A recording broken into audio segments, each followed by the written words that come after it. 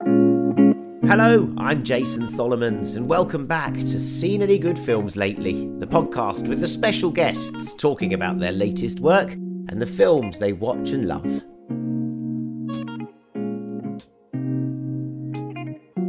This is very highbrow, but I'm going to say Dirty Dancing. I think there wasn't one girl of my generation that didn't want to be Jennifer Grey. Got a lovely lineup for you today with playwright and actress Alexis Zegerman, whose latest play, The Fever Syndrome, is on at the Hampstead Theatre, starring Robert Lindsay as a gruff New York scientist who can't control his own family. We talk plays, screen musicals and 80s movies. And there's a special guest appearance from Joe Cole, currently in cinemas with startling US indie One of These Days and on the telly in the Ipcress File.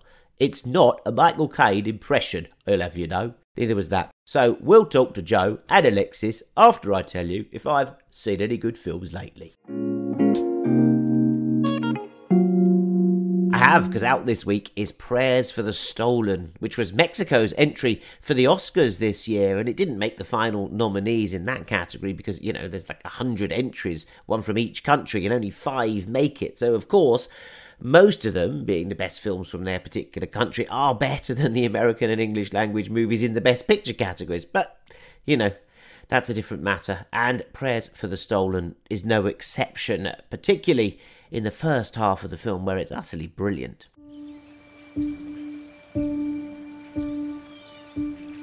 Amarillo, negro, rojo. No se muevan. Es venenoso. So we're in a misty mountain village called Guerrero, where young girls are hastily having their hair cut to make them look like boys so they don't get stolen by the cartels for, well, unimaginable horrors, really.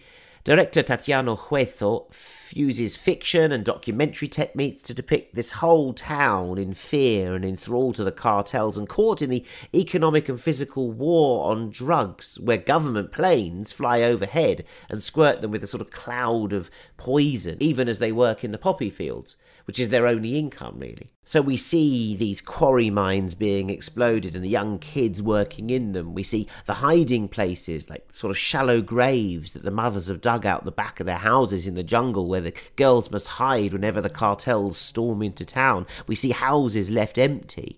We see schools in the grip of gangsters and the idealism of teachers. And we see eerie scenes of townsfolk perched on these verdant hillsides, lining up for what we don't know what they are, but they're brief moments of catching mobile phone reception. But the main story is with the girls we saw getting their haircuts, and it does skip forward to when they're teenagers, and we hear tales of survival and friendship. That's the drama of Prayers for the Stolen. It's produced by the team behind Roma, and it's in some cinemas now, and then on Mubi at the end of the month, and it's a really strong slice of Latin American movie making. Also out now is One of These Days, a singular indie film from the south of America, set around a grueling endurance competition in Texas, wherein contestants have to keep one hand on a shiny new truck for as long as they can. They get little breaks, but you're not allowed to go to sleep, until the last man or woman standing wins the vehicle.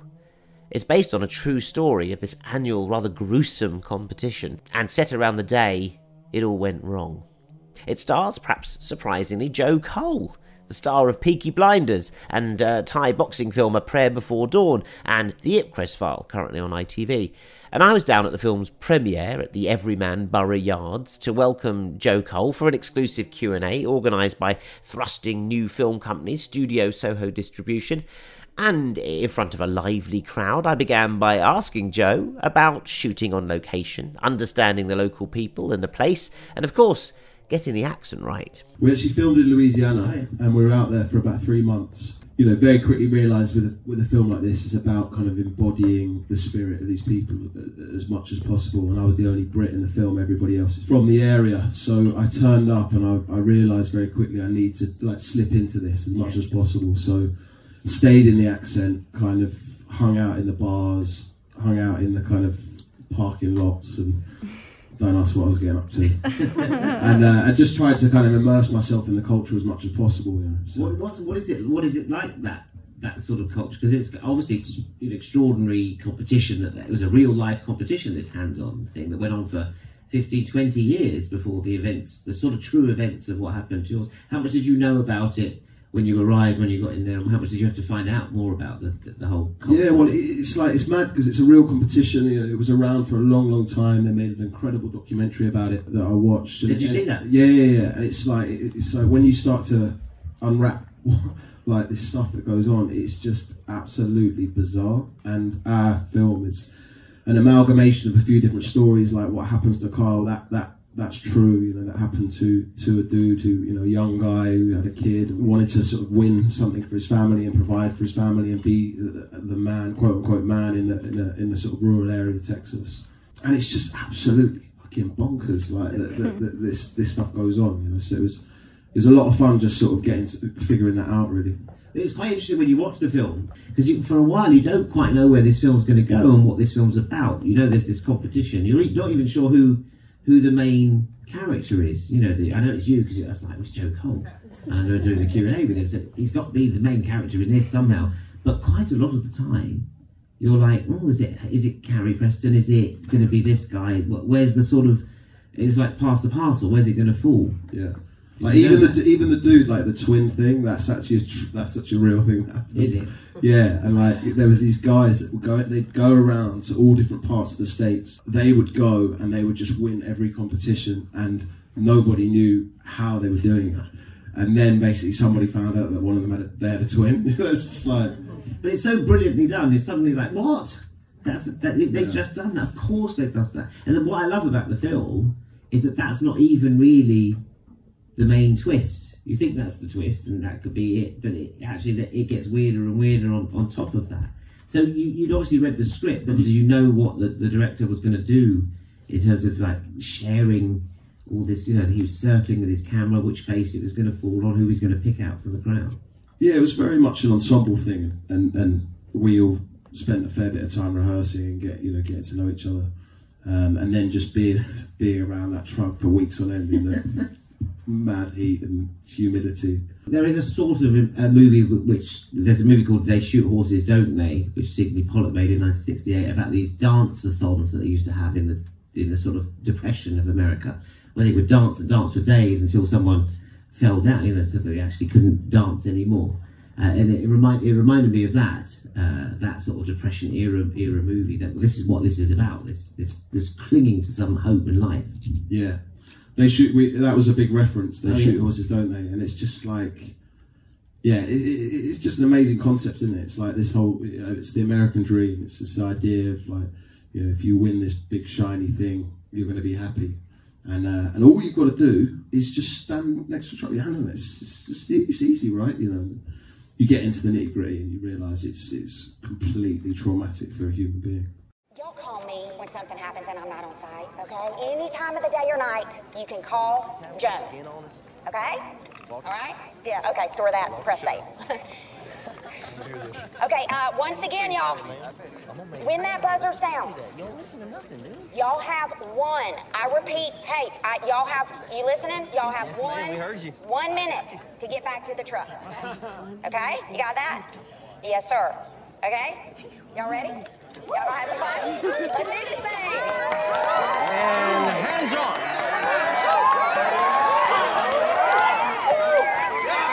Who's fixing to win this truck? Y'all ready to have a good time? The siren sounded. The game begins. We're gonna be here all the way and report block to the bitter end. I'm fixing to go 100 hours, Walter. Hey, man, get ready for 120. Yeah, sure, wacko. One of These Days is in cinemas and on digital now on Curzon Home Cinema and Indie Plus. For tickets and access, why don't you just go to studiosohodistribution.com and you can find out how to get hold of all of their movies. The Ipcress File is on ITV Hub and Joe Cole is in both. cutting down a massive tree outside my house. You might hear it like buzzing. I mean, they literally cut the whole, it was an enormous thing, and they've cut the whole trunk down. So if that's buzzing in the background, I apologise, but we've got to get this done. So let's carry on. My next guest is Alexis Zegerman. She's starred for Mike Leigh in Happy Go Lucky and on stage in his play 2000 Years, but she's also become an in-demand playwright and screenwriter. Her latest work is The Fever Syndrome, and it's just opened at the Hampstead Theatre in North London, with a great cast who all gather in a Manhattan brownstone, great set actually, to celebrate their scientist father's Lifetime Achievement Award for work in IVF.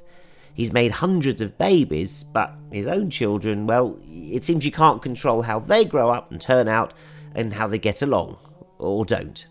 So when I spoke to Alexis Zegerman after my night at the theatre, I asked her why she, very much a London woman, chose to write a big, juicy, classically American kind of play. I'm married to an American, don't judge me. And we've spent a lot of time in America. My kids are American. In fact, I think it's probably true to say I spend a lot of my time outnumbered by Americans. And quite a large number of my side of the family also, you know, some got on the boat and ended up in Britain, some ended up in America, and some ended up in Shanghai. Not entirely sure how that happened, wow. But that was just the boats they got on. There are Zegermans in Shanghai? There were, yes. I think it was pronounced Zegerman in Shanghai. It was a difficult Z. Fantastic. I didn't know. This is very interesting, yeah. Obviously, you're going to write from a female perspective because look at your hair, you're female. That is that just you just have to allow that to naturally come through because that's going to be your lens. That's where you're going to be viewing it from. Or did you think like I've got to put a feminist take on those great big, you know, male writers, or you just trust it's going to come out? And if so, where does it come out? I mean, there's a very key lead performance from there's 4 quite key female characters in there. Well, I think that's right. I think that's my point of reference is undoubtedly female. It is quite, I mean, because of the structure and the history and the canon that goes on before it, it is a very male genre. And I certainly want to be the sort of writer that writes incredibly well-rounded female characters that have amazing objectives, strong through lines. That's not to say that obviously Tennessee Williams, he did that too. He did it all right. Yeah, he did brilliantly well. But you know, these are women that have their, you know, very much hopefully in my play have their own agency, and I hope I do that with men too. Yeah, I think so. It just seemed to be about a battle for control over your family, control over science, control over nature, and then some things that you can't control. So thematically, well, everything's swishing around with all these characters over dinner or in this great brownstone house, like the Tenenbaums. It's there's a sort of dysfunctionality, and yet there's this family dynamic that's coming together. I thought it was all that those pulses of energy shot right through the play, and I was kind of, you know, transfixed watching it, like pinballing around this set. It's really terrific writing, Alexis. Well, thank you. I'm so pleased you got that. Absolutely. I think the thing that comes out at the end is that we, you know, humanity sort of has to learn the things that they can control and let go of the stuff that you can't. Yeah. That's a big thing for artistic creation as well, I suppose, like a writer in the play. I mean, you give it up to the director, Roxana Zilbert, and you give it up to the production designer, and then the actors take your words and do their own stuff with it. Absolutely. It's probably like a note to self, if anything, you know. There's no such thing as a perfect piece of art. At some point, you just have to let it go. Where did you start with the idea? Was it just, let's get a family around a table? I mean, that's something that you probably do in your own family quite enough. And you've done it yourself on stage. I saw you in Mike Leigh's 2000 Years. Of course, you did the same thing there, but that was in North London. I mean, I have to say my family is quite small and not as sort of high-functioning, dysfunctional as the Myers are. I hope. Or high-achieving, exactly. Apart from you, obviously. Oh, yeah, exactly. I wanted to write a big epic family drama, and I wanted it to have science at its heart. So that was the canvas I knew I wanted to use, and then the characters all came out of that idea. And I think, you know, you mentioned Mike Leigh, but I think one of the joys of having worked with Mike is that his sort of ruthless pursuit of truth in character, I think, is what really is, and story coming out of that, rather than you have a story and everything else has to fit into it. So I've definitely taken a lot of what I've learned from working with him, and hope that each character, you know, has a truth to them, and their story plays out. There's a life in absolutely every single person on that stage. That's, yeah, I did. I mean, forgive me for thinking of the connection with you and Mike Leigh. I was with Mike Leigh at Jewish Book Week on stage just a couple of weeks ago, and we'll play that interview on the show in a few weeks' time. But I did talk to him about his alumni, if you like, the graduates of the Mike Leigh School, which go. I'm not just talking about the Tim Roths and the Gary Oldmans and that generation, but I'm talking about the even the younger ones, which I'm including you and Sally Hawkins, who's just brilliant in Phantom of the Open at the moment, and there's Eddie Marsan, who's terrific at the moment in everything. But there's you, writing. Claire Rushbrook was on the show just the other week from Mally and Ava. Which is amazing. It was kind of amazing what's happened to those people who've gone through that process with Mike, and I mean Danny Mays as well. And Nonzo Anozi's just been nominated for a BAFTA. Yeah, for TV BAFTA. Yeah, he's incredible. So there's something that comes from that time that you spend, like you've just enumerated it brilliantly there. That truth, that seeking for truth. There's something that comes from that comes out in writers and actors from having worked with Mike. That time that you spend is, people will say, how do you do that 6 months rehearsal? Well, it kind of sets you up for life in some sort of way. I think that's right. It's sort of like a sort of amazing training ground. I mean, it's a gift. I have to say, as a performer and as a writer, it was a gift to me, like spending that time and then going on to do Happy Go Lucky with him, and then going on to watch his work subsequently, going back and looking at his back catalogue, knowing how he possibly got to those places with those actors. It is a sort of toolbox gift, I think, that he leaves you with. Do you, when you're sitting there writing and maybe stuck, I suggest that you might get stuck at some point. I hope you do. I hope it doesn't just like. What do you mean the creative juices are always flowing? Do you think, what would Mike do? What would Mike say? Were there moments that you actually kind of have his technique or his voice, or some lessons that you've learned that jolt you? I might just counter that in that obviously what Mike does is he gets these actors in a room and can create. He may have an idea for it. I mean, I'm sure he comes with an idea, but then the story is created around him. I think if I am ever worried about what happens next, I just let the character lead me, because that is what happens next. Because normally, as a person, you get under that character's skin and you decide. They make a decision in that moment. It's the only decision that they could make. So Alexis Zegerman, brilliant playwright. I'm sure you must be writing film scripts as well while you're at it. I mean, slower. Oh, I am. Well, is it much slower process? I mean, when you write a play, you can get it up there quicker. Is it a much easier sort of production? Oh, do you know, it's 6 of one and half a dozen of the other, because obviously I have written a number of commissioned film scripts. I feel very blessed that I've done that, both here and in the States. They're all in that sort of holding pattern in the air of haven't quite made it. They're all in the air traffic control, waiting to land. Some are with directors, very exciting directors. Some are being packaged. Nothing other than short films have been made yet, but I feel very blessed. And You're as not my blessed. grandmother, You work bloody hard to do it. Oh, thanks. Yeah. Well, as my grandmother, who's still with us, age 98, always asks me, "Are they paying you?" Because obviously, for a very long time, I did this job whilst waitressing and working in an estate agent. So yes, Grandma, they are paying me to write movies now. Now the next step is for somebody to make it. So. Yeah. Well, honestly, that's the first. It really is a big step. It's fantastic. I'm so delighted for you, and it's there. I mean, it's all there. Can't wait to see what happens. Maybe we'll work together on one very soon. Oh, Jason, I would love that. Oh, I would love that. Well, tell me then. Have you seen any good films lately? I'm going to switch you out of the theatre. Oh. Have you had time to watch anything? Do you know what? There is a new Curzon cinema has opened up in Hawley Wharf, around the corner from where I live in Camden, underneath the railway arches. Yes. Do you know about this cinema? I went to the opening of it. Yeah. Oh my God, Jason, I can't tell you what an absolute pleasure it is, to have a cinema at the end of my street in Camden, but beautiful Curzon cinemas under the railway arches. Because you live, we should stress, you live almost where your character lived in Happy Go Lucky. Absolutely, yes. Literally could roll out of bed. Where was my beautiful car every morning to come pick me up? Didn't need one. Mike was like, you can walk to set at 3 a.m. So I have been going to the cinema every chance I get. Wow, it's we're talking about these little, they're almost like private screening rooms in an arch. There's sort of 4 or 5 of them, I think, maybe 6. They're all in these little rooms underneath the arch. I think that's right. They what they've done is they've soundproofed them so you're sitting in a box, and then there are 3 rows. And like you say, it's sort of like a private screening, which is phenomenal.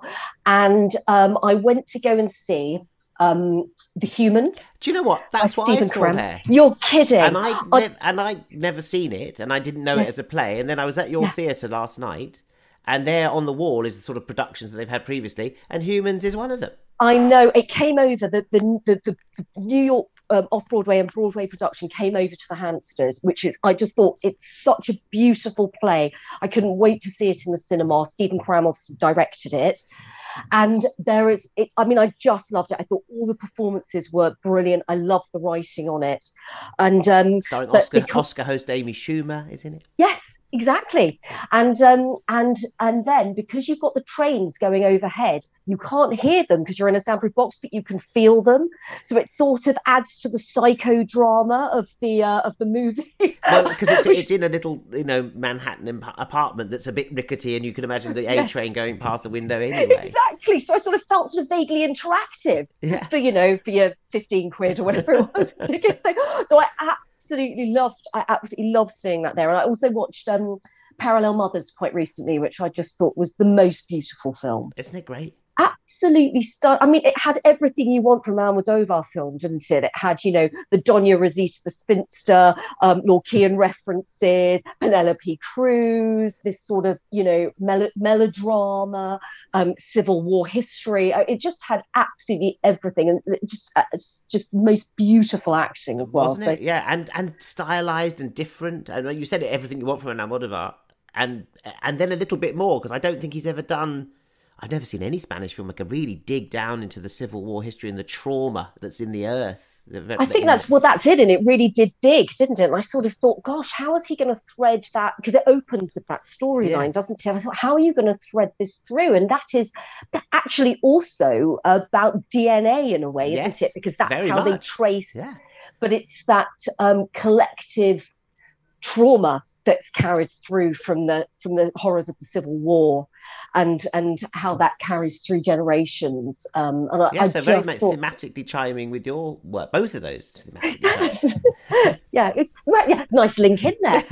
So I just absolutely sort of enjoyed not just seeing those brilliant movies, but the experience of being in those beautiful art house lovely arches. I love the way you're combining all my questions into sort of one ball. Do you watch rubbish telly anytime? Oh my god, are you kidding? I absolutely love rubbish telly. In fact, my husband's a war correspondent, so I have to sort of watch it on a phone under a duvet in a sort of dirty fashion. But I'm Selling Sunset, are you aware of this? I was recommended Selling Sunset by someone on the show once.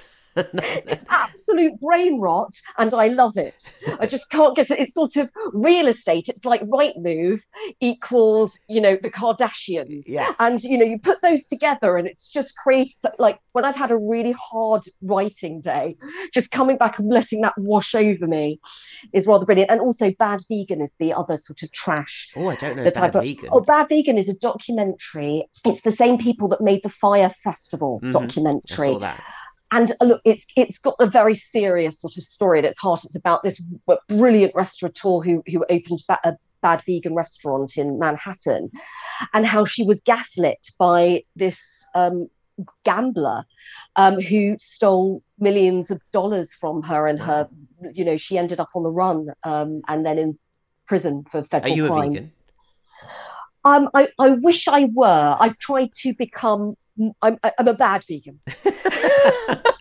in that I'm not very good at it. Yes, but I would love to be that documentary, the David Attenborough documentary that was on during lockdown about how we're all killing the planet. Maybe Never Want to Eat Meat Again.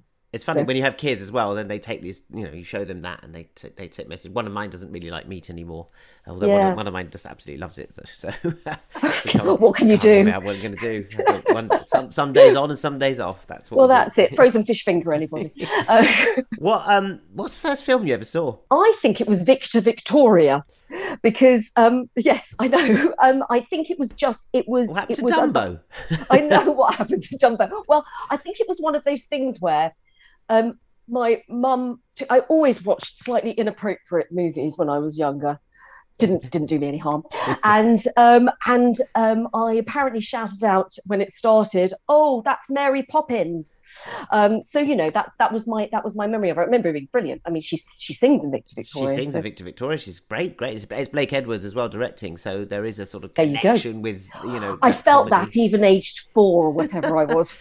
I remember it being a very powerful thing. I was like, it was one that I don't know. There was a question whether we were allowed to see it. I know my mum and dad had it. Maybe they rented it on VHS or something, and it was like, oh, it stars Julie Andrews from Sound of Music, and you're right, Mary Poppins. So I did think maybe we should see that, but it's rather different. Very powerful film.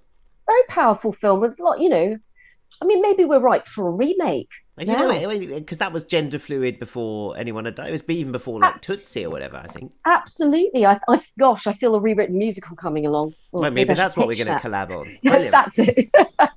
We found it, Jason. Let's do the show right here, Mickey and Judy. Is there a film that changed your life that actually set you on the path to where you are now? That was Kramer versus Kramer. I again saw that at a deeply inappropriately young age, but my parents were going through a difficult marriage and then an acrimonious divorce. Oh, wow. And I remember watching it, thinking it was so truthful. How could these people be acting and saying words that I didn't understand that they were on a piece of paper, but I did understand what a film was, that it was not reality. And I just thought, and it made me cry. And I, at that very young age, related to the boy in the movie. Well, he was extraordinary, wasn't he? He was extraordinary. I'm just trying to remember. I'm looking it up as I'm talking to you and trying to remember his name, because I think he got an Oscar nomination. Did he? Well, quite right. And but also at that age, seeing, your sympathy lies with Dustin Hoffman. And I also remember my sympathy, even at that age, lying with Meryl Streep, even though she was the mother that walked away. I somehow had found in that movie an understanding of adult behavior, which was sort of well beyond it, because it was just so beautifully created in that film. And I think when we're talking about the play that I've just written and the way that I go about, loving work that I love, it's because it allows you everybody's perspective in the movie. Justin Henry is the child's name, who was nominated for the Academy Award for Best Supporting Actor at the age of 8. Oh, for goodness sake, it just makes you sick. Well, I mean, but then they don't carry on, and now he's a businessman or something. I think he's... Well, yeah, that's, yeah. Well, probably a good one. Quite right too, yeah, probably. There's no business in show business, Jason, just remember that. Good note, thanks. Yes. You can stop giving notes. You don't give notes to your cars, not to me. I'll take notes. I won't tell them that. It's demotivating. So Kramer versus Kramer for all those reasons. Do you have a film poster on your wall? I don't have a film poster on my wall. I do have a very large Happy-Go-Lucky poster, which is very bright pink with Sally Hawkins across it, and I love it, and it's framed. I just can't find I need to buy a bigger house, basically. Selling Sunset, that'll give you one. What are them? I just need to be in Selling Sunset. I know the picture with her with those hands, like that. The hands out akimbo, yeah. And it's signed by Sally. It isn't, but you know what? I should get her to sign it. I should get Mike to sign it, and Eddie, and maybe me. Yeah. You just little at the bottom. Charge myself. Hasn't it got little pictures of the rest of the cast underneath? I think from that picture. I'm trying to remember the film poster. I think that you might be in that. My name's definitely on the poster. That's why I've, one of the reasons I've just incredibly proud moment in my career. But but yeah, there's no patch of wall that can handle it right now. Yeah, they are big, I have to say. Yeah.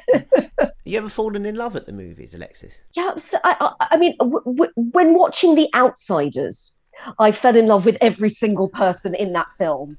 That's probably not the answer you were looking for. It's an open-ended question, as I always say. You know, you can fall in love with Matt Dillon, with all of them. All of them. You know, it's that gorgeous 80s Brat Pack. Diane Lane is in that, who I've definitely fallen in love with. Well, there you go. About 4 or 5 times. In that. Yes. And you know, and Ralph Macchio having his comeback now. Isn't he? All of them. Yeah. He actually looks fairly similar still. Yeah. Ralph Macchio. He does. It's kind of shocking. So yes. I mean, I can't think of sort of other of like real life people. I have had a terribly bad date at the movies, which I remember. It sort of scarred me. It was to go and see Hannibal on Valentine's Day at the Everyman in Hampstead.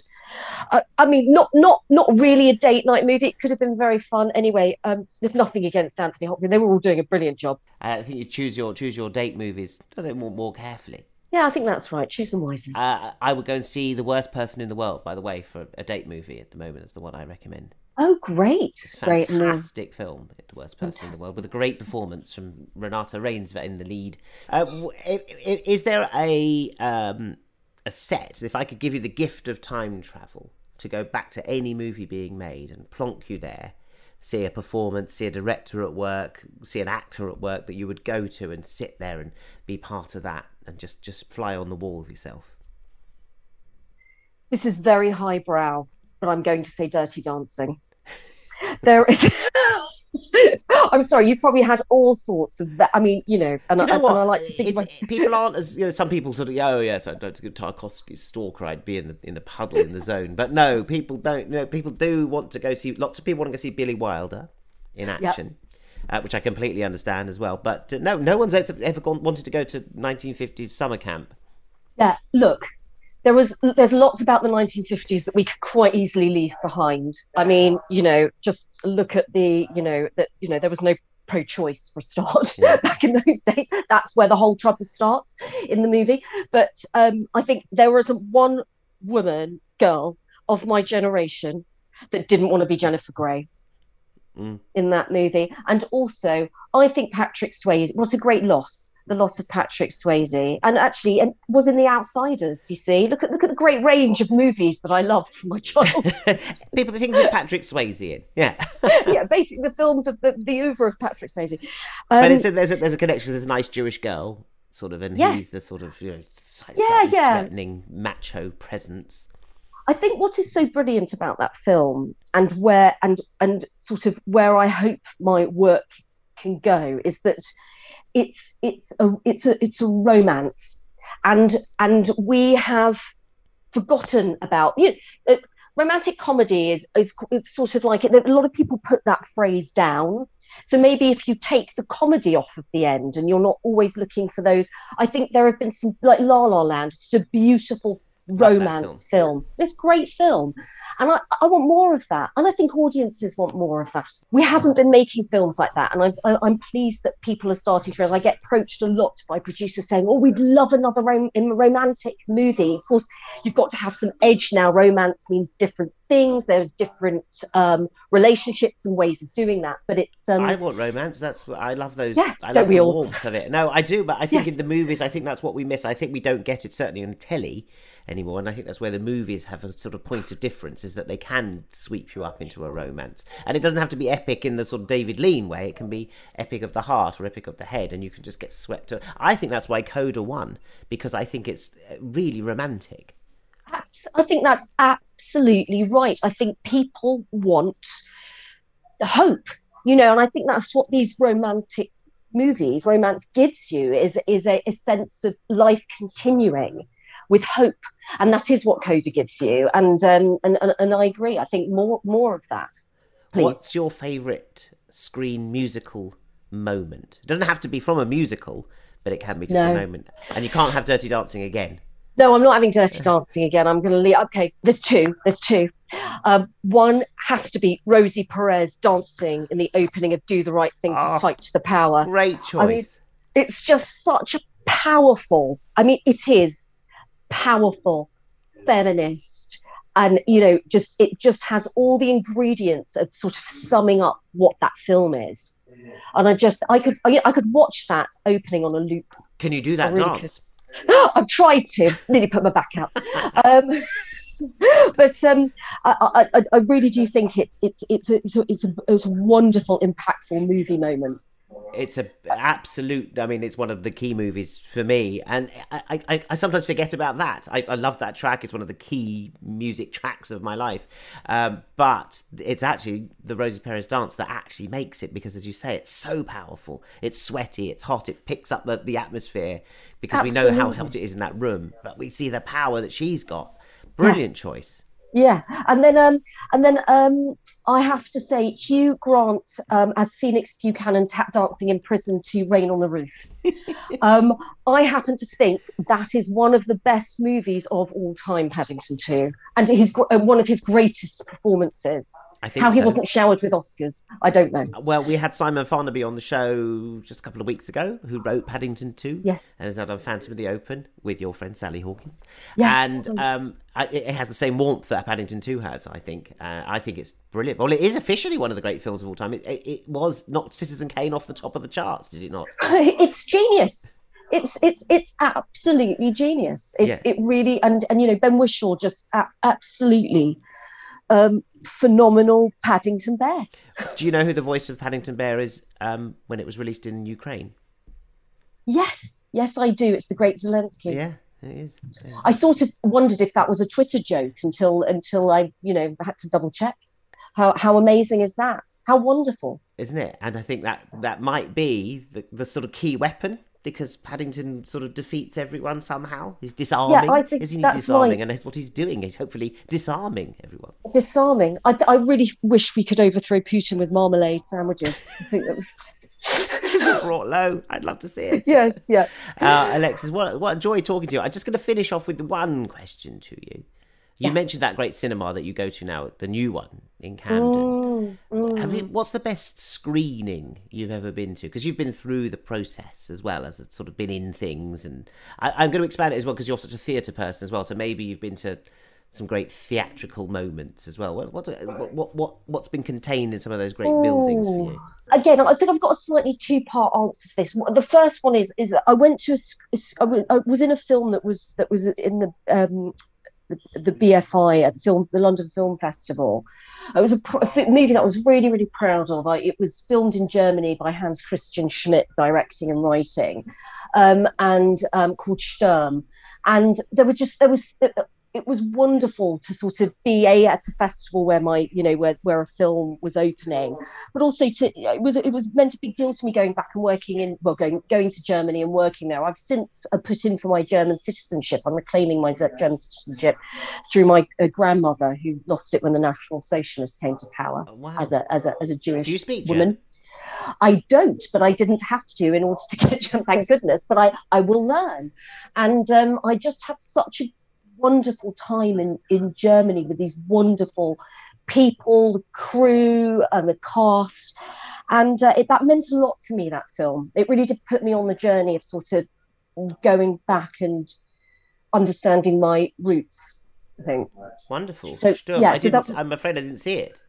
Go. You probably I mean, invited go. me and I didn't come, didn't I? I feel Probably, terrible. Jason. Thanks for Damn. that. And then I have to say, another place that really meant a lot to go and watch a movie was at the ArcLight Cinema in Hollywood. And I went to go and see Every Little Step, which is a sort of behind-the-scenes documentary of the audition process for putting on a chorus line Of course, on Broadway. every little step you take. Yeah, and I was there during pilot season, and oh god, it's such a difficult place for an actor if you're not working, if you're trying to work. And this was just when Happy Go Lucky had come out, and I'd been to the Golden Globes, and I just loved the inside view of what that audition process is. How fabulous. So, great answer yeah. for chorus line. I had never had chorus line before, and then only last week Nicole Leckie, who I think is being amazing in Mood on BBC Three. I mean, she picked a chorus line, "Singular Sensation," as one of her musical moments. So amazing that you've kind of joined that in with the ArcLight. Great. That's cinema. what I'm here for. Joining dots. Is the ArcLight still there? Did the ArcLight not close over COVID? I don't know if it did or Yeah, they saved it closed. I think it's been bought out. I don't know. I don't know if a chain's bought it. I mean, I just hope it doesn't turn into like a bowling alley. I don't know. I just, you want it to stay a cinema. We want these great spaces. They're so important to us, as you They're see. so theatrical. Going to the theatre to see your play in that great space. I think it really, the buildings, they have something in the walls there, and they have the pattern of everything else. Absolutely, it's about community, isn't it? Yeah. About a communal offering. Alexis, brilliant answers in the film space. I mean, I should do a theatre podcast as well, because you would learn me so much more about the theatre. Your play it's on already, but it's not officially open yet. I technically saw a preview, didn't I? So a late preview. Very polished it was. Oh, thanks. Yeah, we're opening on for press night on Monday, the 4th of April, and it runs until the 30th of April. Get your tickets. But there could be an afterlife to it as well. Fingers crossed. Listen, it's a really terrific play. I think I'm delving into my bag here. I've even got the play here. What you wrote. Did you buy the play text? Someone give it to you. Someone gave it to me. Oh, that's wonderful. Look at that. That's brilliant. I'm going to get 2 pence for you buying that. So thank you. Well, I mean, with joy, because and I've started reading it as well, and it's a bit of a gripping read as well. And how exciting it must be to have it sort of bound and put down, and then it's come out as a text. And people will study it in schools and GCSE, and you'll be paid forevermore, and your grandma will be delighted. Oh, she'll be thrilled. Thank you so much, Jason. Thanks for that. Thanks for coming on the show, Alexis Zegerman, and best of luck with The Fever Syndrome. Really terrific play. Really enjoyed it, and brilliantly written. Thank you so much. You take care. And The Fever Syndrome by Alexis Zegerman is on until April the 30th at the Hampstead Theatre. That's it for Seen Any Good Films Lately, or Cut Down Any Big Trees Lately, as it's called today. My thanks to Joe Cole, to Studio Soho, to Hampstead Theatre, and to Alexis Zegerman, and of course to Kate Dawkins for putting it all together so beautifully. All I have to do now is pick some exit music, and this is from a new documentary called Ennio, about Il Maestro, Ennio Morricone, the famed composer. The documentary is an exhaustive look at his life and his music, and there's so much majesty to choose from, with so many great contributors, from Clint Eastwood to Roland Joffe to Quentin Tarantino. Just great people, and loads of Italians who from singers to the people who kind of were at the conservatory with Ennio when he was a kid. We've got music from A Fistful of Dollars to The Mission, Cinema Paradiso, Casualties of War for Brian De Palma, The Hateful Eight for Tarantino, and just so many hits. The one I've chosen has got it all. The trumpets, the vocals, the guitars, the effects, the classic status. It's just too good, bad, and ugly to ignore. Ciao.